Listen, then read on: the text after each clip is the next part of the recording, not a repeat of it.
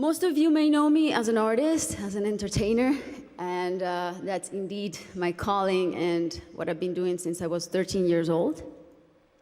But I never would have imagined when I started out that my work as an artist would end up being the vehicle for me to serve my greater purpose in life of working towards eradicating poverty through the power of education.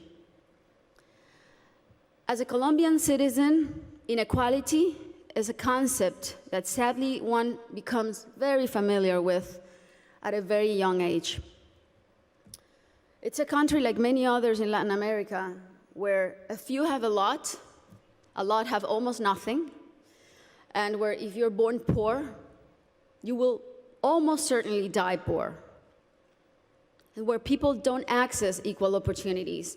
And because of that, generation after generation after generation live trapped in the same vicious cycle fed by prejudice and inaction. Growing up in my country when I was around 8 years old, I remember I saw kids my age who, instead of being in school, were already working in the streets, were barefoot in the park, kids like me, whose reality was completely different than mine, only because of the circumstances into which they were born. It was really hard for me to accept that something so unjust didn't have a solution. There had to be something that could be done.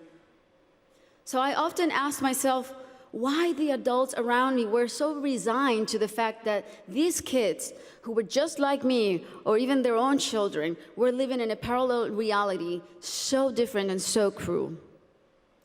As Kofi Annan put it, poverty is intolerable in a world of plenty.